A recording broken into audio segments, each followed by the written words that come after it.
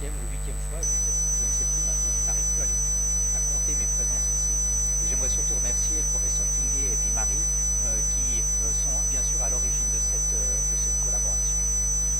Le sujet qu'on m'a demandé de traiter aujourd'hui est assez pointu, on peut dire ça comme ça, assez technique aussi, et j'essaierai d'être le plus simple dans les aspects les plus complexes pour que chacun puisse comprendre un peu de quoi il retourne. La première chose, et ça c'est un rappel assez simple, c'est que le traitement de l'insuffisance cardiaque est avant tout un traitement pharmacologique. Mais c'est vrai que depuis quelques années, la resynchronisation cardiaque, grâce à un appareil spécifique, une stimulation spécifique, permet d'améliorer le pronostic, non seulement sur le plan de la morbidité, c'est-à-dire l'amélioration de la qualité de vie, la compétence à l'effort, les hospitalisations, mais également, ça a été bien démontré, sur la mortalité. Cela dit, lorsqu'on envisage une resynchronisation, il faut extrêmement bien choisir les patients, et vous verrez que ce n'est pas du tout une thérapie que l'on peut proposer à toutes les insuffisances cardiaques. Il faut également bien sûr une technique d'implantation qui soit rigoureuse, et ça c'est généralement relativement facile parce que ces implantations se font que dans des centres qui sont très habitués et habilités à le faire. Et puis enfin, et ce sera le but de la présentation d'aujourd'hui, c'est de trouver une programmation optimale pour bénéficier au maximum de cette technologie. Alors pour vous rappeler qu'au cours des décennies, on a d'abord gagné pas mal au point de vue morbidité et mortalité grâce aux IEC, c'est la colonne en bleu, puis grâce à l'association des bêta-bloquants et des IEC, c'est la colonne en bleu ciel, et enfin on a gagné encore 30% grosso modo sur la mortalité grâce à l'adjonction de la resynchronisation cardiaque, généralement couplée, et c'est le petit D de l'appellation, petit D ici, qui est le défibrillateur. Donc la resynchronisation cardiaque, elle est pratiquement, pas toujours, mais en très très grande partie, couplée à des fonctions de défibrillation cardiaque. Ces diapositives très compliquées que vous n'arrivez pas à lire, moi non plus d'ailleurs, ce sont les recommandations de la Société européenne qui ont été publiées en 2021, donc l'an passé. J'ai simplement entouré en rouge ici le dernier point parce que c'est, vous voyez, une classe 3, c'est-à-dire c'est ceux chez qui il ne faut pas envisager une resynchronisation cardiaque, et c'est essentiellement les patients qui ont un QRS inférieur à 130 millisecondes. Donc le QRS de l'ECG de surface va servir de sélection ou de critères sélectifs pour cette thérapeutique. Alors si on veut comprendre qui mérite vraiment une resynchronisation parmi les candidats possibles, il faut regarder essentiellement les cases qui sont marquées classe 1A en jaune, donc celle-ci et ces deux-là. Et vous verrez que les bons candidats à la resynchronisation, ce sont ceux qui ont une insuffisance cardiaque, une fraction d'éjection bien abaissée, en dessous de 35%, un QRS large, au-delà de 150 millisecondes, et si possible un bloc de branche gauche, et bien entendu, sous traitement médical optimal. Ça, ce sont les candidats idéaux pour ce genre d'approche. Ceux qui pourront bénéficier aussi très largement de cette thérapeutique, ce sont les gens chez qui on envisage une stimulation cardiaque pour une autre raison, par exemple un bloc AV, et ceux-là, quel que soit le rythme sous-jacent, quelle que soit aussi la largeur du QRS, quel que soit le niveau de baisse de la fraction d'éjection, pourront bénéficier d'une resynchronisation parce que dès qu'on va les stimuler, si on les stimule que dans le ventricule droit, ils vont immédiatement avoir un QRS très large et donc une désynchronisation. Je vous rappelle que le désynchronisme ou l'asynchronisme cardiaque, il est à 3 niveaux. Il est au niveau de la transmission, de l'influx électrique entre les oreillettes et le ventricule, donc c'est le délai AV qui peut être désynchronisé. Il peut y avoir un asynchronisme interventriculaire ou intraventriculaire. Maintenant, la surveillance de ces patients resynchronisés, puisque c'est le sujet de la présentation, pourquoi est-ce qu'elle est importante? Alors elle est importante parce que 20 à 35% des malades qu'on va équiper de ce genre de technologie va être considéré comme non répondeur après quelques semaines. Alors s'ils ne répondent pas, ça peut être bien évidemment plusieurs raisons. D'abord, ça a été des mauvais candidats, c'est-à-dire qu'on les a mal sélectionnés, et c'était donc une erreur de décision thérapeutique. Soit aussi, c'est parce que ce sont des patients dont la programmation nominale de l'appareil n'est pas optimale. Et c'est la raison pour laquelle il faudra, chez ceux-là, s'attacher à trouver une programmation qui devienne plus performante pour améliorer la qualité de vie, les signes d'insuffisance cardiaque, les hospitalisations et la mortalité.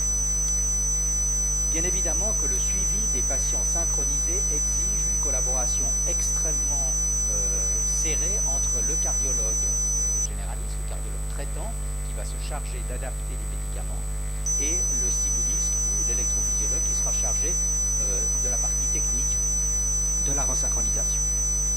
Si on regarde le premier point qui est le suivi clinique, qui est évidemment la chose la plus essentielle, le suivi clinique doit être évidemment fait rapidement après l'implantation et il va nous permettre déjà d'évaluer les symptômes, même déjà quelques jours après la resynchronisation, voir s'il y a une meilleure tolérance à l'effort, une meilleure qualité de vie, voir ensuite bien entendu comment est la plaie opératoire, s'il n'y a pas des menaces d'extrusion ou des signes d'infection. Le suivi principal, on peut le dire pour les patients resynchronisés, c'est l'ECG. C'est l'ECG clinique, c'est l'ECG 12 dérivations. Et lorsque vous avez des patients qui sont resynchronisés, vous allez obtenir les modifications ECG suivantes. Prenons ici, tout à gauche, une stimulation ventriculaire droite seule vous produit, comme on stimule le ventricule droit, un retard gauche. Et vous voyez que le QRS est relativement large avec la stimulation ventriculaire droite. Ici, dans cet exemple, 168 millisecondes. Lorsqu'on stimule que le ventricule gauche, comme dans la plaque du milieu, vous voyez que le QRS devient très large, à 218 millisecondes, avec une stimulation qui est purement du côté gauche. Mais lorsque l'on fait une stimulation synchronisée, biventriculaire, comme on le dit, eh bien vous voyez que le QRS devient extrêmement fin. Il atteint ici 128 millisecondes avec cette stimulation biventriculaire. C'est donc ça qu'on va rechercher et l'électrocardiogramme de base est un élément indispensable pour obtenir une bonne resynchronisation, en tout cas sur le plan électrique. Vous avez un autre exemple ici avec un QRS natif sans bloc de branche, 170 millisecondes. Vous avez ici la stimulation droite, donc un QRS bien large, à plus de 200 millisecondes. La même chose avec la stimulation gauche. Et enfin, en stimulation biventriculaire, on retrouve un QRS qui est même plus fin que le QRS natif avant l'apparition du bloc de branche. Est-ce que c'est important de faire ça, cet affinement du QRS avec la stimulation? Oui, parce que comme vous le voyez sur cette plaque, il y a une valeur prédictive tout à fait claire et nette de la largeur du complexe QRS obtenue par la stimulation biventriculaire. Plus le QRS va être fin, et plus le pronostic va être bon. Donc c'est une étape absolument essentielle dans le suivi des resynchronisés et dans le réglage ou les réglages qu'il faut faire.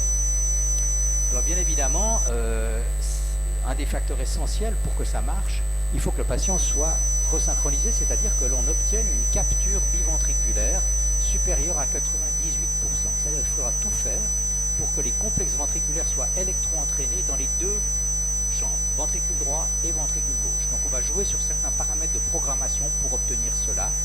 Bien entendu, on va se méfier des fusions, des pseudo-fusions, il faudra s'assurer de la morphologie du complexe QRS, préserver au mieux possible l'activité sinusale du patient et essayer de ne pas trop stimuler l'oreillette. Enfin, il y a différents facteurs sur lesquels on va revenir un tout petit peu plus tard. Est-ce qu'on va utiliser l'échographie pour régler la synchronisation, pour optimiser la synchronisation? Alors on peut le faire, mais il faut savoir que chez 70% des malades, la programmation nominale de l'appareil ne nécessite pas qu'on ait recours à l'échographie pour affiner l'optimisation, puisqu'elle est déjà optimale. Par contre, chez les non-répondeurs, oui, il va falloir certainement utiliser l'écho pour essayer d'améliorer l'asynchronisme auriculo-ventriculaire et l'asynchronisme interventriculaire essentiellement. Donc on le fait avant tout, comme je l'ai dit tout à l'heure, que chez les patients qui ne sont pas considérés comme répondeurs. Avec l'écho, on va s'attacher de manière précise, mais en première intention en tout cas, au flux mitral. Habituellement, lorsque vous avez un délai auriculo-ventriculaire qui est optimal, vous avez une bonne séparation entre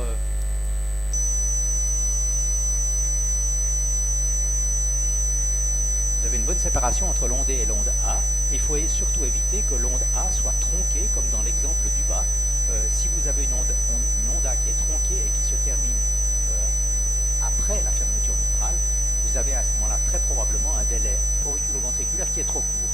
A l'inverse, si le délai AB est trop long, vous voyez que les deux ondes E et A se percutent et donc vous perdez également là de l'efficacité dans la synchronisation auriculo-ventriculaire. C'est démontré ici sur un exemple concret où vous avez le délai AB qui est trop long, à gauche, le délai AV qui est trop court au milieu et le délai AV qui est optimal lorsque la fin de l'onde A correspond à la fermeture micro. On peut aussi utiliser la méthode de Ritter qui a été décrite par Colette de Paris et qui est une méthode qui fait appel exactement à la même chose mais de manière peut-être un peu plus systématique et un petit peu plus numériquement scientifique. Et ça permet assez facilement de délimiter quel est le délai auriculo-ventriculaire optimal. Si on est fan de l'écho, on va pouvoir utiliser aussi toutes les autres techniques à nos dispositions. L'écho 3D, le tissu Doppler, le spectral tracking, toutes ces techniques pourraient être utiles pour améliorer la programmation de la resynchronisation. Mais il faut bien avouer qu'en pratique de tous les jours, toutes ces techniques sont plutôt faites pour les publications et pas tellement pour améliorer le quotidien du patient. Une mesure aussi assez simple pour l'asynchronisme interventriculaire, c'est de mesurer la distance qu'il y a entre la contraction septale et la contraction de la paroi postérieure en mode M. Vous voyez que lorsque vous avez un QRS fin, sans bloc de branche, cet intervalle est court. En présence d'un bloc de branche gauche, cet intervalle devient très long, donc il y a un asynchronisme entre les deux ventricules. Et lorsque vous corrigez ça par une stimulation biventriculaire, on retrouve les valeurs que l'on avait avant le bloc de branche gauche. Donc ça, c'est une façon assez simple aussi d'évaluer l'asynchronisme interventriculaire. Cet asynchronisme-là est bien moins important en clinique que l'asynchronisme auriculo-ventriculaire. Donc il faut plus s'attacher à tout faire pour obtenir un délai AV optimal, le délai VV étant lui légèrement secondaire. Et ça a été montré dans tout un tas d'études. Parce qu'on y arrive à resynchroniser ces deux ventricules, parfois de manière très très simple, en faisant préexciter le ventricule gauche de 20 millisecondes par rapport au ventricule droit. C'est une valeur tout à fait arbitraire, mais qui dans la plupart des études suffit au moins dans 3 quarts des cas pour obtenir une resynchronisation ventriculaire optimale. Donc je vais passer là-dessus. Maintenant, dans la prothèse, vous avez tout un tas de diagnostics, tout un tas d'informations qui vont pouvoir être utilisées. On va savoir s'il y a des arythmies auriculaires, s'il y a des arythmies ventriculaires qui empêchent une resynchronisation à 100%, s'il y a une stimulation qui se fait de manière correcte dans les deux ventricules. On va déterminer bien sûr ce que l'on fait à chaque contrôle de stimulateur, les seuils, et analyser encore une fois toutes les informations qu'il peut nous fournir. Ça devient parfois très compliqué, comme vous le voyez ici, c'est tous ces paramètres qu'il faudra vérifier à chaque fois pour tous les malades, et ça nous est donné par la prothèse et par les mémoires qui sont à l'intérieur de l'appareil. Et puis certains ont développé des ajustements automatiques du délai AV. Ça c'est montré ici par exemple, c'est un espèce d'algorithme qui est inclus dans la prothèse et qui va déterminer automatiquement quel est le délai AV optimal sans avoir à demander la permission ou l'autorisation du stimuliste.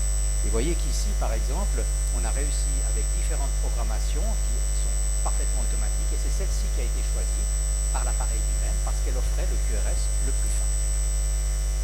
Donc on est très aidé par la technologie.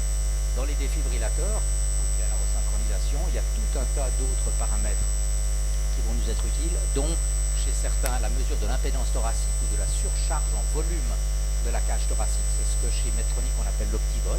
Et quand vous voyez que l'optivol bouge vers le haut, c'est-à-dire qu'il y a une augmentation d'accumulation de fluide dans le thorax, et bien à ce moment-là, vous savez que le patient est en train de filer vers une insuffisance cardiaque qui va être significative, qui va peut-être nécessiter une hospitalisation. Donc grâce à ces prothèses, on pourra déterminer dans le suivi de ces patients, à ce moment-là, si on doit modifier le traitement médical, par exemple, ou modifier d'autres paramètres. Est-ce que ça marche? Oui, ça marche. Vous voyez que sur cette courbe, on avait démontré la fiabilité. Certains sont même allés jusqu'à, dans les sondes, incorporer des capteurs de pression intracavitaire pour tenter de déterminer à l'avance la dégradation ou pas de la fonction cardiaque et la précipitation ou non d'une insuffisance cardiaque clinique. Donc on peut aller très très loin avec la technologie. Maintenant, comment on les suit ces patients? En principe, on fait des contrôles cliniques tous les 6 mois pour les resynchroniser. Et puis, on a développé, en tout cas aux États-Unis et en Europe, des contrôles à distance par transmission téléphonique de l'information. J'ai vu qu'ici, au Cameroun, tout le monde a un téléphone portable. Mais vraiment, tout le monde.